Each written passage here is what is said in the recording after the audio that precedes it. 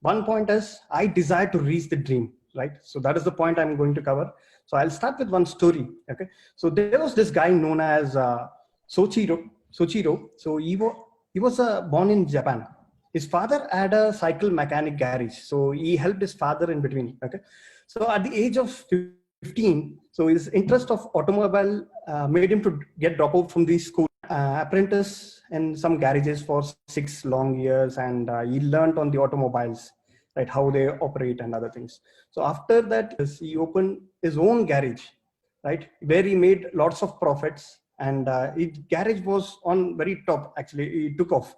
Still, he was unsatisfied, right? So he wanted to innovate new designs. So for 9 to 5, he was working as in the garage, and after 5 o'clock, he was innovating new designs. So during this process, he invented a piston ring. Okay, so he thought it would help cars, and he approached Toyota, okay, with a big deal. So Toyota agreed for 50 piston rings, and the Toyota testing, after testing this piston rings, where 3 only passed Toyota testing and 47 were failed. So he couldn't succeed actually. So his friends laughed at him. So it didn't bother him actually. So he had a great enthusiasm towards his dream. He got this goal and joined college to read engineering and find out a proper design. After 2 years, see, he again goes back to Toyota with the proper ring, and it passes the test now, and he got a good deal, and he starts a factory. Almost like 2,000 employees were enrolled in his factory. So, and that time of the year, there was this war going on between US and Japan, right? So the Hiroshima attack has smashed his factory.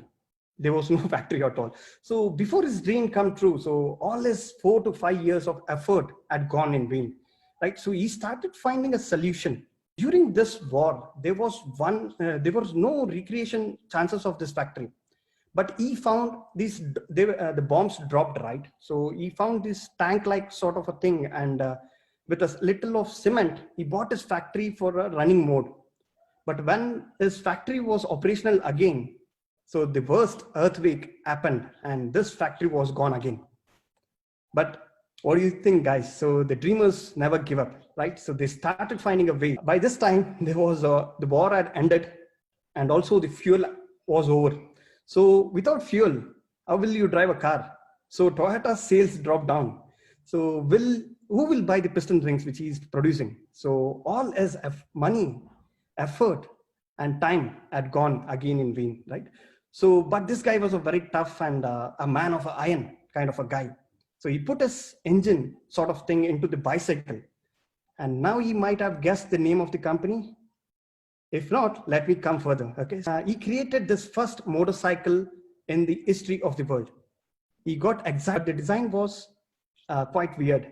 So neighbors asked him to design bicycle motors for them. So he had 20 designs for his relatives and friends. Again, he got one dream, like let me connect with all the bicycle dealers of Japan. And he came across 8,000 bicycle dealers, and he written a personal letter to all these dealers in hand with a business proposal. So out of 8,000 dealers, 1,800 dealers accepted the proposal and gave him the startup cost. Okay, so that is where the Honda Motors, which we know today, so where the first few years people were hesitant to purchase their bike because of the design was ugly and weird, but later they had modified the design. So the whole point, friends, so here the bottom line of the story which I'm covering is, there is no easy life for any human being. Human life is a purpose. It's not to eat, going to office and watching television, right?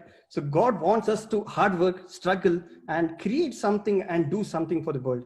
So that's where Peak Impact Mentorship helped me to do something beyond job.